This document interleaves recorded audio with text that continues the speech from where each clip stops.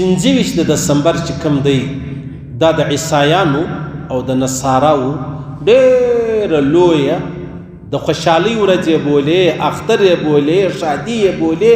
هغه د دوی مذهبي تهوار دی، د دوی مذهبي رسم دی، د دوی هغه مذهبي رواج دی، په ټوله دنیا کې لمانځل کیږي. اوس خبره دا د عزیزانو دغه چې 25 دسمبر چې د کرسمس په نامه باندې دوی لمانځي یا دوی مناوي یا دوی کوي، اوس د دوی اختر دی. دا اوس وده ته ما تا ویلی سو چې ستا د اختر دی مبارک سي که نه سو ویلی. خبره دا ده چې کرسمس چې دا کم دی وایي یا دا 25 دسمبر چې کم دی دا د دوی عقیده دا ده چې په دا ورځ عیسی علیه السلام پیدا سوی دی. په دا ورځ عیسی علیه السلام پیدا سوی دی. اوس یو د مسلمانانو عقیده ده، یو د نصاراو عقیده ده. د مسلمانانو عقیده دا ده چې عیسی علیه السلام له بیبي مریم پیدا سوی دی بغیر د پلاره. عیسایان وایي و پیدا سوی دی خو پلار یې العیاذ بالله نعوذ بالله هغه څوک دی؟ هغه الله دی. نو چې دلته د بیبي مریم خاوند نه و بغیر د پلاره څنګه کشنۍ پیدا کیږي؟ الله فرمایي ما آدم علیه السلام بغیر د پلاره بغیر د موره پیدا کړی دی. دا اوس ګرانه خبره ده، دا اوس مشکله خبره ده. او بیا د عیسایانو نصاراو دا عقیده ده چې د عیسی علیه السلام پر 25 دسمبر پیدا سوی دی، له الله څخه پیدا سوی دی العیاذ بالله. نو چې ته وده ته مبارکي ورکوې د اختر نو معنا دغه سوله چې د عیسی علیه السلام د پیدایش چې له الله پیدا سوی دی مبارک دی. نو دا خبره جایزه ده که ناجایزه ده مسلمان دپاره؟ حالانکه الله رب العزت فرمایي وقالت النصارى المسيح ابن الله. نصارا وایي، عیسایان وایي و عیسی علیه السلام د الله زوی دی.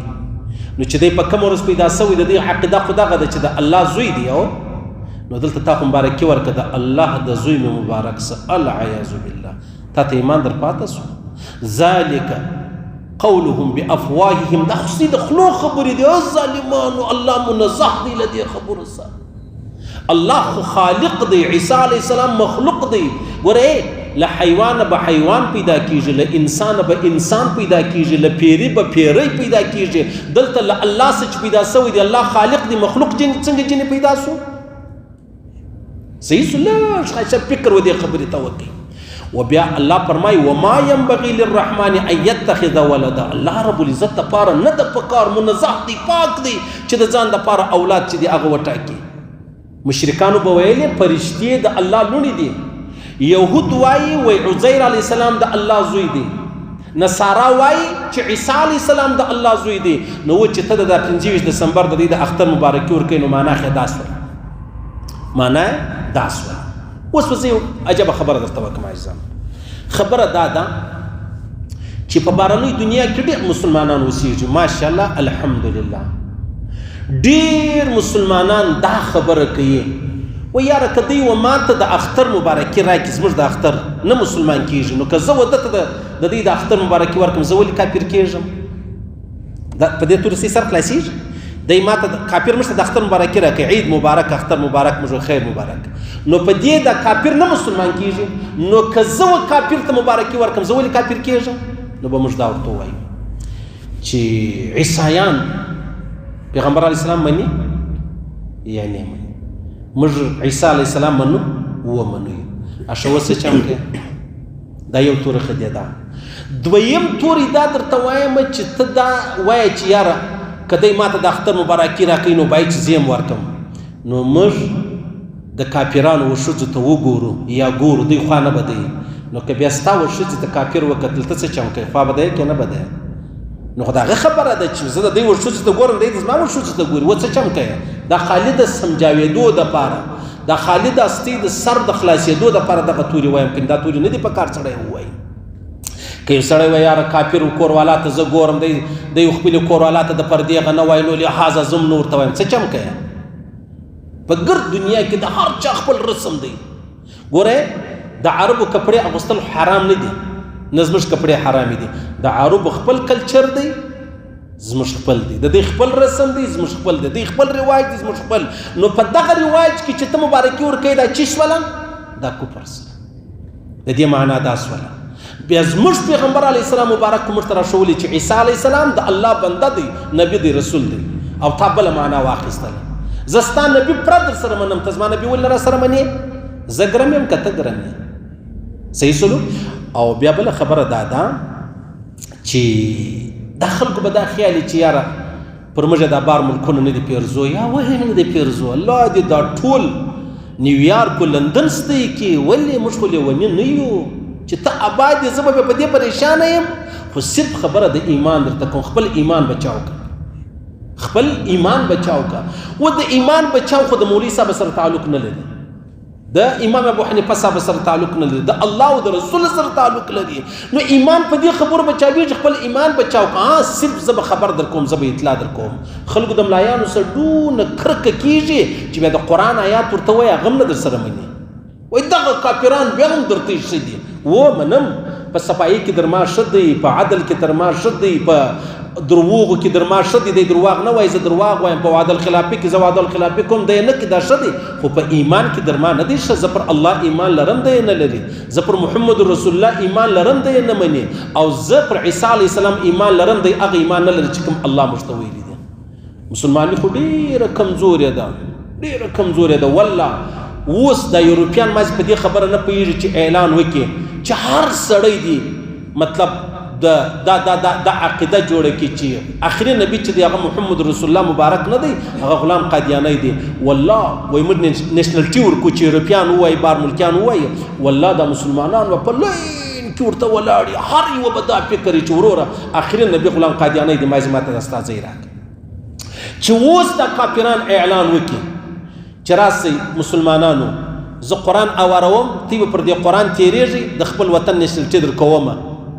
نو والله د مسلمانانو به لګېدلی. اوس په صرف په دې خبرو کې دلته مسلمان هم په زړه کې غل دی، هغه هم غل دی.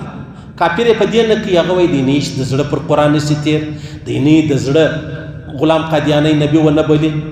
صحیح. مسلمان بیا دا وایي زه به ورسره ووایم، دی نه دی نه را سره مني.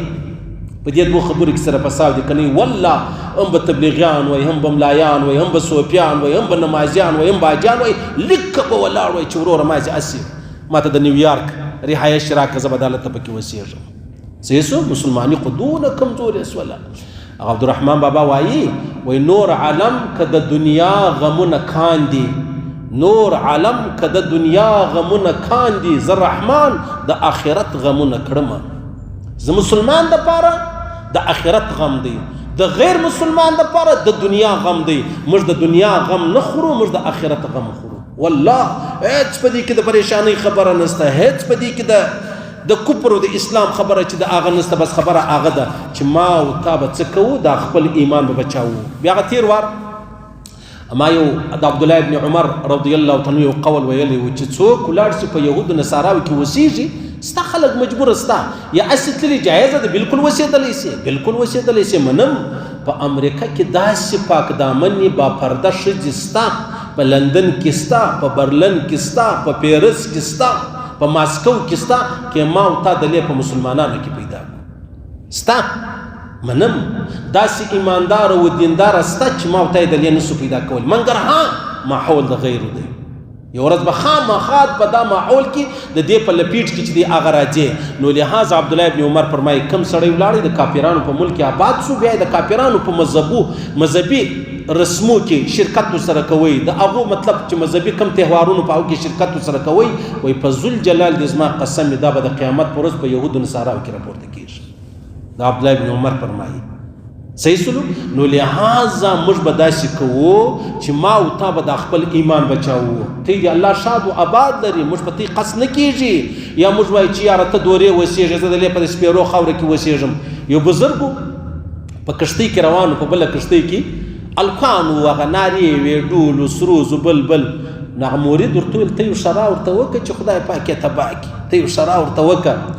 د بزرګ لاس پورته کوي، ویل یا الله لکه په دنیا کې چې څنګه په خندا دي، په آخرت کې هم دغې په خندا کې.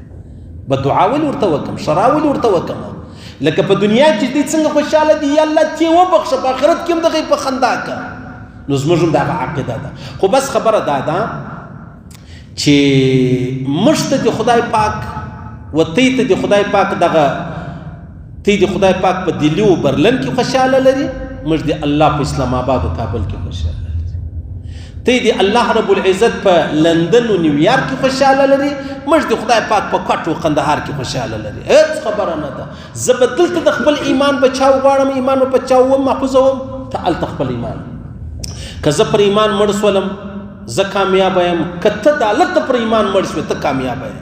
که یو سړی په مکه کې بغیر د ایمانه مړ سو، یو سړی په برلن و په پیرس و په نیویارک و په لندن کې په ایمان سره مړ سو، دغه د کافرانو په وطن کې چې پر ایمان مړ دی دا کامیابه دی تر هغه. دا الله او رسول ویلي دي، هیڅ خبرې نشته. بس د ایمان بچاو به غواړو، زه به خپل ایمان بچاوم، ته خپل ایمان بچاوه. بیا په دې کې ته اوس وایې چې یاره خامخا موږ انډیوالان یو، ملګري یو، همسایګان یو، زه به خامخا د دې مبارکي ورته وایم. دا یې ورته ووایه الله دې خوشحاله لره، الله دې آباد لره، خدای پاک مې مه خرابوه. ضروري ده چې ته خامخا دغه تورې ورته وایې. د ده د اختر مبارکي خو د هغه معنا ده چې عیسی علیه السلام د الله څخه پیدا شوی دی. صحیح سو دا تورې مه وایه، نور تورې ورته ووایه، د مبارکۍ تورې ورته وایه، د هدایت تورې ورته وایه، د شادۍ تورې ورته وایه. تا خدای مې نور خوشحاله لره، خدای مې نور آباد لره، خدای دې ټول پریشانیو تکلیفونه لرې لره. نو په دې سړی شرمېږي، بده خبره ده. ایمان هم بچاو که، یار هم بچاو که، ایمان هم بچاو که، همسایګان هم بچاو که، ځانم ایمان هم بچاو که، استا چې کوم کافر یار دی د هغه انډیوالي هم بچاو که. شرط دا دی چې الله او رسول تا په دې خبرو ناراضه نسي. شرط دا دی چې الله رب العزت په دې خبرو ناراضه نسي. خو خیر الله دې مستي ټوله وساتي. الله رب العزت خالي دغه یوه خبره خو نه د کرسمس، نور د کفر په کروڑو خبرې دي، ډېرې دي. خو الله دې هر مسلمان دی دې الله دورې وساتي، موږ دې الله دلې وساتي، دی دې الله بغیر د ایمانه دورې نه وژني، موږ دې الله رب العزت بغیر د ایمانه دلې نه وژني. دا خبر ختمه.